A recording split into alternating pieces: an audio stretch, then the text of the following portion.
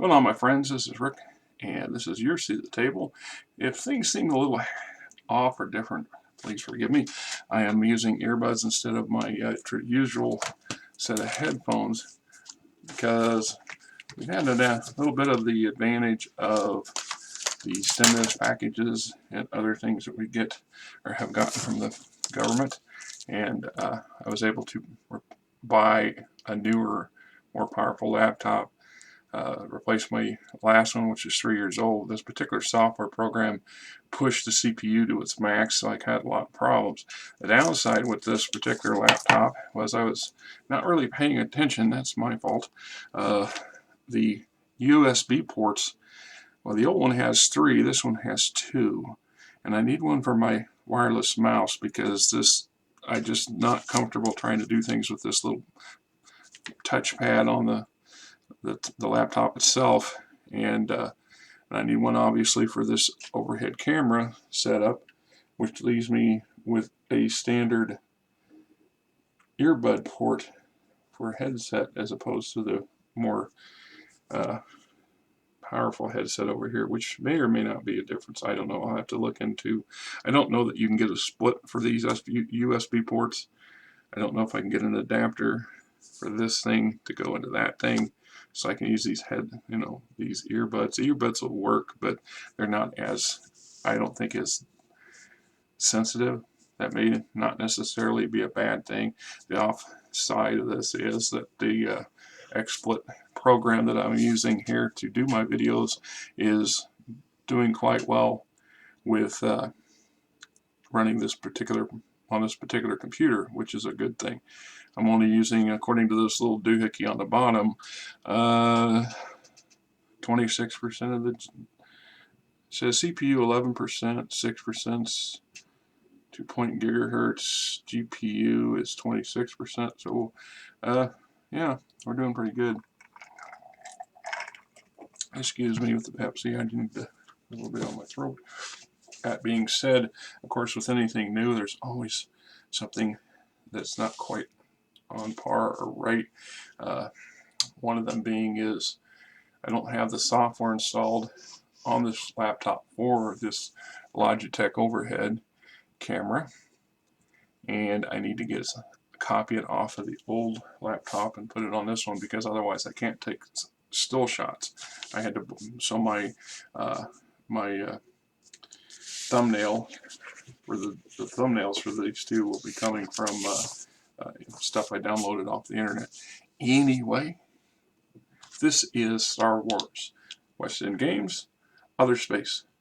One of the things I don't care, this particular module has a set or a pair of, because here's, minus the cap, the cap is stuck on it. Number 2. When I got these things, they threw me off for a minute, because it's the sort of thing you kind of expect from Star Trek, to have all these other dimensions and other places, etc., etc.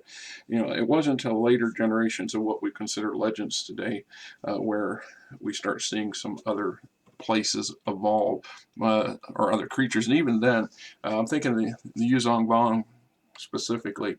Well, they come from outside the galaxy, the Star Wars galaxy. They come from another galaxy, not necessarily another dimension. Now, Otherspace is this place between real space and hyperspace. So, in theory, is what the books imply, is the ships who make their jump blindly and don't come back out of hyperspace usually end up here in Otherspace. And like hyperspace, Otherspace has its equivalents thereof of stars and systems and things that you can find in real space, although they're diluted.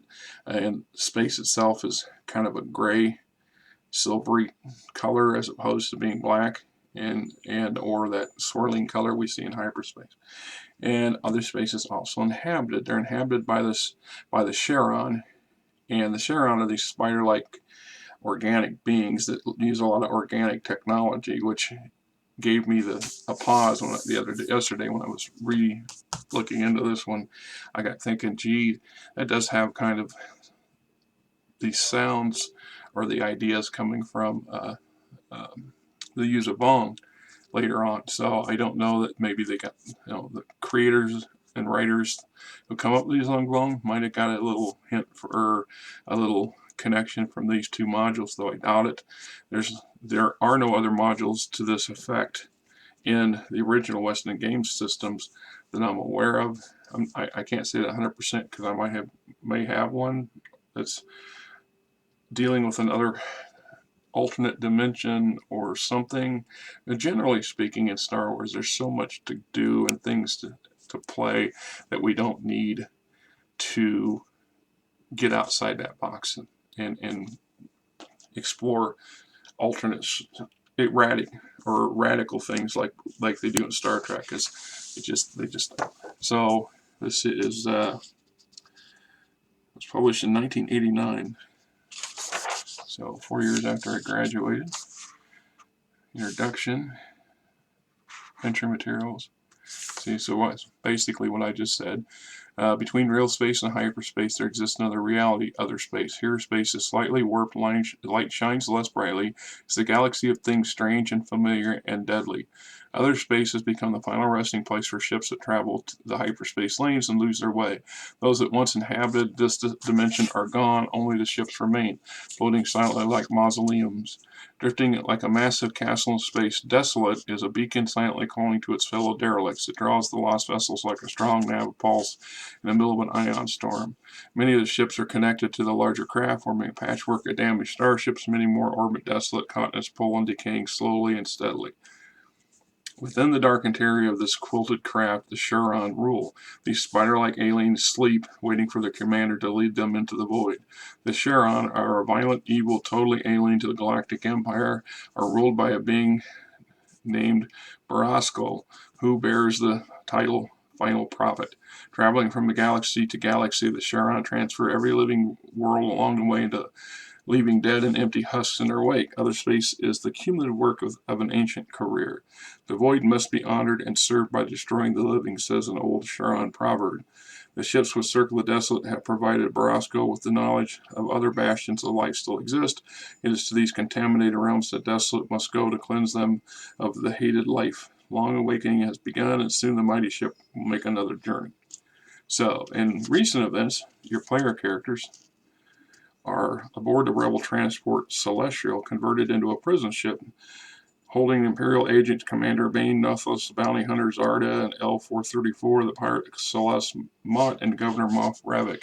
PCs are dispatched to meet the recently loaded transport missions to pilot the ship to its destination and deal with any untoward incidents before. So, that goes without saying that the Alliance, the Rebellion, probably would have its own prisons somewhere, whether it's on an asteroid or on a really desolate backwater world, whatever that they would have, because they're not normally inclined putting a bullet in the head or a blaster bolt between the eyes of people that they catch and they don't particularly care for.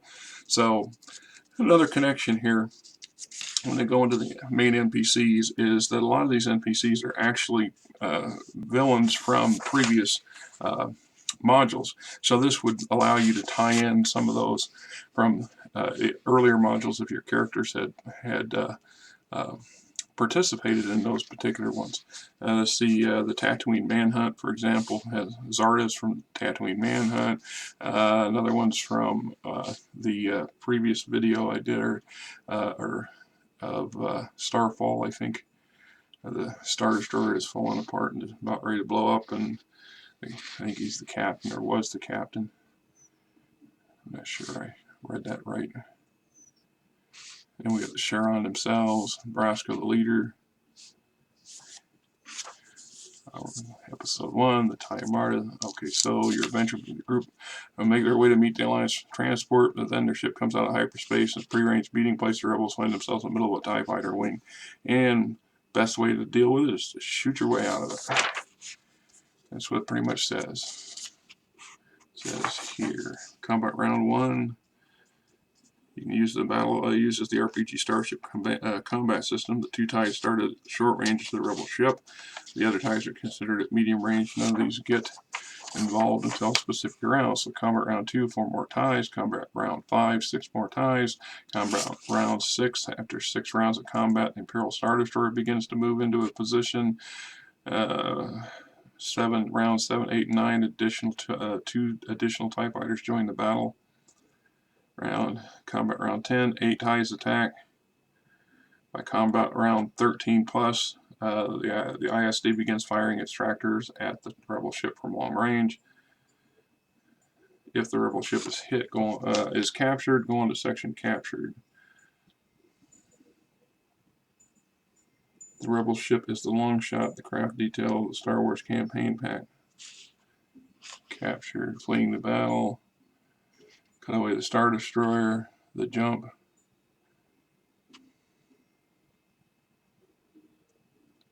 PCs may prepare to make a jump to light speed, read the following passage, etc., etc.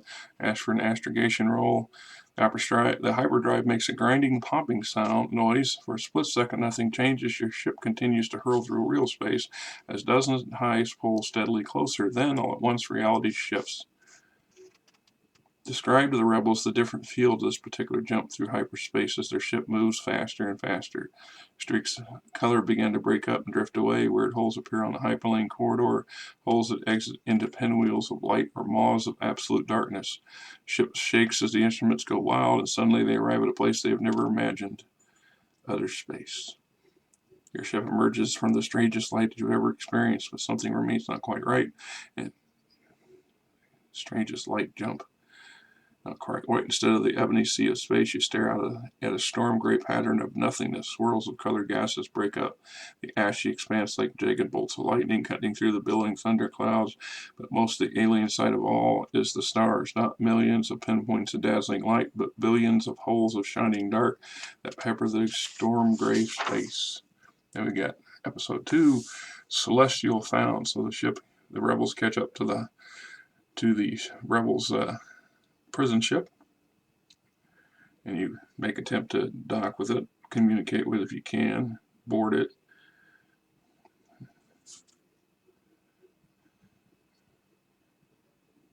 And we said the nebula that approach the nebula. There's a steel gray expansive spins and a rainbow nebula, the cloud of swirling colors throughout waves of energies of every type. You notice your ship's instrumentation is acting strangely.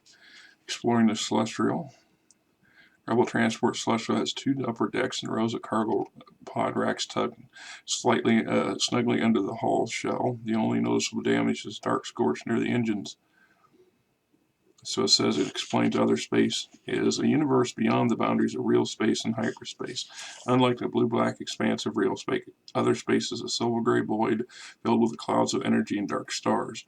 Charged clouds of swirling spirals of energy form storms which can wreak havoc on navigational computers, sensors, and communications equipment. Dark stars appear as holes in the fabric of gray expanse. While planets orbit these voids are all cold and lifeless as rocks. Many are shattered and blasted smooth as a result of the Shuran's thorough violence passing through this galaxy. Devoid of life, Otherspace now serves as a way station for ships lost in hyperspace. Most arrive here damaged. So it's implied that maybe once upon a time before the Shuran showed up in this Otherspace that some of these planets might have been viable, and that through the millennia, ships that get lost into hyperspace end up in this realm, and potentially we're able to settle planets. Who knows? We'll never know. Celestial Doom descriptions. Celestial's Tale #1, Imperial Escape. We've got the ship's rooms, galley, engine room, medical bay, crew quarters. So ghostly holographic images appear upon the bridge as the ship's final log entry plays back. A thin man in a severe Imperial uniform is visible through an arched doorway near the comm station. Crew members and a heavily armed droid stand next to him. Imperial emergency code 3 Delta Delta. He says, "This is Grand Moff Ravik. I've taken command of the rebel vessel Celestial and await pickup by the ISD Relentless. I am broadcasting our coordinates now. Request our immediate response as the situation is still fluid." Ravik's sentence is punctured by an explosion at the bridge door. Blaster fire pouring through the breach. A woman wearing the rank of rebel transport captain leads the attack. The droid and nearby crew members fire at the attacking party as Ravik moves into view, or out of view. A voice cackles from the unseen Kong. Celestial, this is relentless. We have your signal and are on our way. The rebel captain glances at the bridge viewport. Her face tightens. She then runs to the helm, hits a button. Immediately, a hyperdrive is activated, and the ghostly images fade into streaks of light. I got communication station, Celestial Tale number 2, the Exodus. So at some point, some of the prisoners escape, get command of the ship or take over the ship, and the rebel captain fires a blind jump to get away from the approaching ISD, and voila, we're now all in Otherspace. Episode 3, Desolate awaits. In the summary, this episode takes the rebel player characters through the sea of abandoned starships and into the alien craft Desolate. On the first level, a giant vessel, they explore Desolate's strange architecture and technology, discover the fate of Captain Griffin, the battle pirate Solas Mott, and experience the mind-altering effects of the death mist. There's a bit of a picture that I found of the Desolate. You can kind of see some of the, it's an organic craft of some sort that the Charon created, and other more traditional starships and fighters and stuff have basically been attached to the ship. Sea of dead ships, entering the unknown ship, the alien vessel Desolate itself. Encounters and events, connecting ramp, the Great Hall, the groaning chamber. It says this large area is built around a pulsing power core filled with pods that grow from the chamber's floors and walls. These pods have stony peels and thorny tendrils that form canopy baths between the irregularly spaced rows. Force-using characters can detect no life within these growths. The hard outer peels can be broken to reveal a thick yellow paste that bubbles out of the breached pods near the power core. The broken pods are scattered everywhere.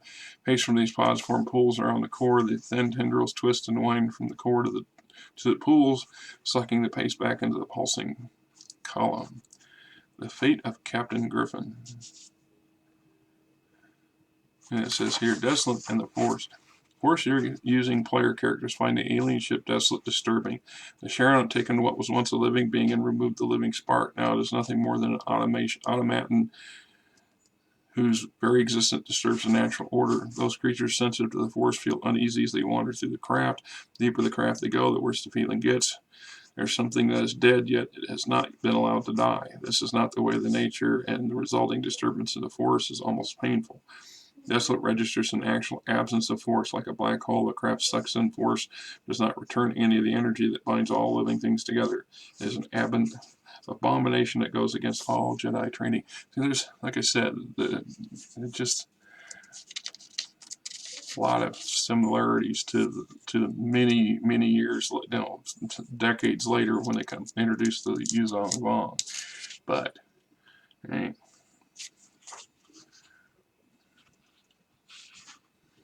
Said after some moments examine the site of conflict, player characters hear a low moan. It comes from a thick clump of overgrowth a few meters off the path where a mortally wounded Captain Griffin lies. Using medicine roll reveals that she has suffered grievous injuries from sharp poisoned claws. She doesn't have long to live. Moderate medicine roll or an easy control pain roll can be made to alleviate some of her pain, enough so she can speak. This mission hasn't gone well, has it, my friends? My crew, did you save my crew? The shadows stalked us from the moment we entered this abomination. We took precautions, but it's hard to see shadows in the dark and their bite. A shadow dragged off Connors, and then the darkness itself attacked. Ravik and the others ran, leaving me and my men to fight alone, but you can't fight shadows, not in the dark. Captain Griffin shudders as the poison finishers. No trace of the rest of her crew, Ravik, or the attacking shadows can be found. Ooh. We got red mists. It says Game Master's note: when a player character is overcome by the red mist, hand a player a red mist card. After that, the player describes the scene to the other players.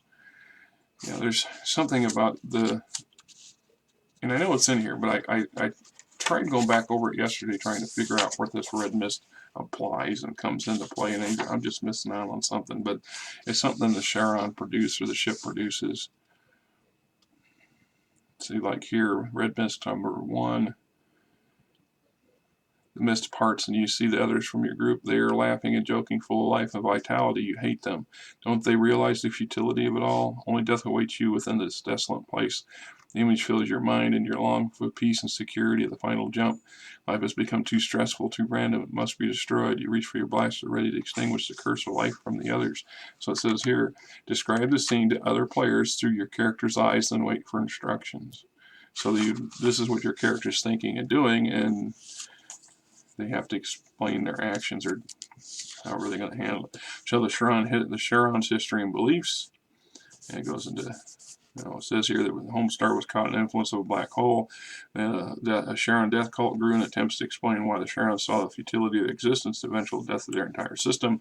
And then they decided, well, if they all got to go to the void, it must be their job to make sure everybody else goes to the void before they do.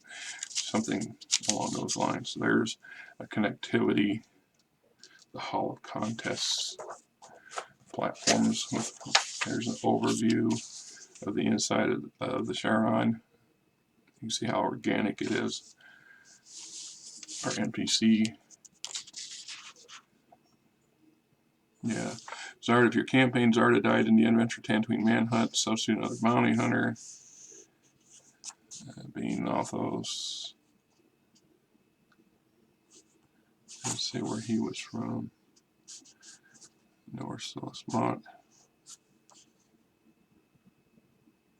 This Charon Biosciences. Another Tatooine manhunt.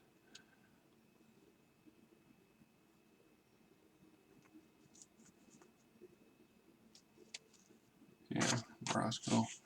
Stun damage to the Mad Pirate, Med Packs. Cut away to Brosco, Cargo Hold, Mists of Death. Here we go. When PCs reach this area, they meet a more resistant membrane. They must make an easy strength roll to pass through this doorway or slice through the transport covering with a lightsaber, vibroblade, or knife.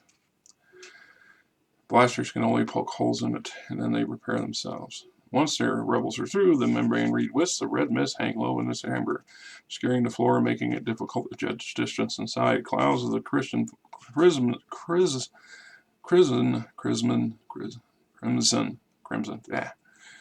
fog. I know all these words, but sometimes I get a little touch of dyslexia and just struggle with pronunciations. Excuse me again there.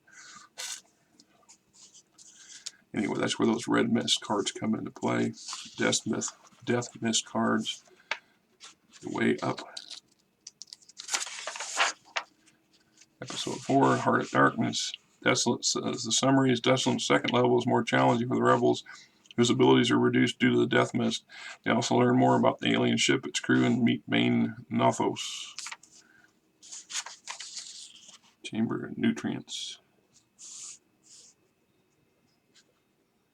So even though the Desolate is not alive in the normal sense, it maintains organic systems. For this reason, parts of the ship need nutrients for power and material conversion. This large chamber is the main nutrient processing facility aboard. So you found the stomach. Interesting. Waste conversion. That's warm paste pulls it. Use your weight across the chamber. You notice the floating globs again, because a few of them have drifted closer. Long tendrils unravel from the bottom of the globes, ending in spiky balls that sway menacingly. Yeah. Not enough that you got to deal with the Charon and a pack of crazy Imperials and smugglers or pirates and what have it's that. Bounty hunters, but you also got to deal with the Charon and the Charon ship trying to eat you or digest you or use you in some way.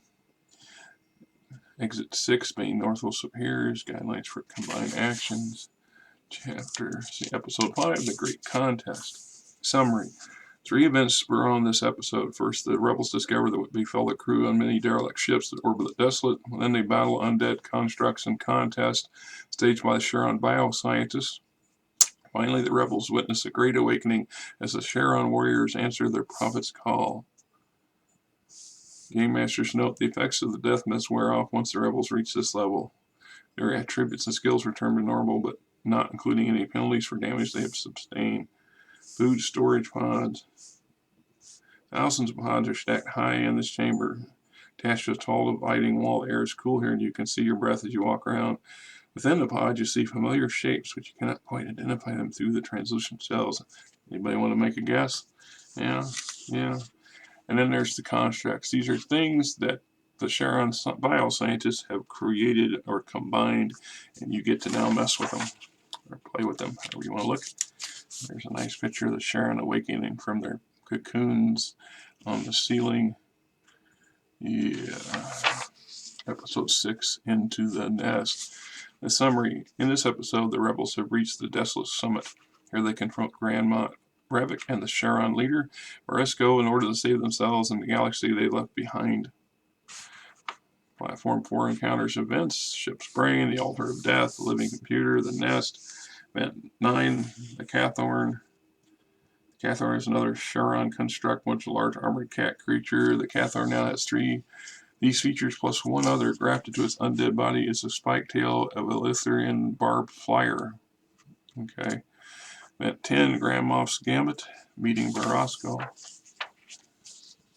The Nest Grave. Episode 7, Back to Real Space. Summary. The rebels must make their escape under harrowing conditions. Not only must they climb across the outside of the alien ship while wearing alien backsuits, they must rebuild their hyperdrive engine while deadly Charon starfighters attack. Escaping the Desolate. Returning to the ship. What happened to Zarga? Putting it all back together again. The Charon starfighters. And that brings us basically to the end of this adventure. Until eventually we get to Otherspace 2, the invasion, right? That's for another. I'll be reviewing that next week. So, like I said, as campaigns go, I've never run it because it always kind of made me a little, I don't know. It could be really, really a horror show if you want to run it right. Thinking of a cross between aliens and the use of aliens, you know, and use of Vong, yes, you know what I mean, the Vong, and done well, it's an option.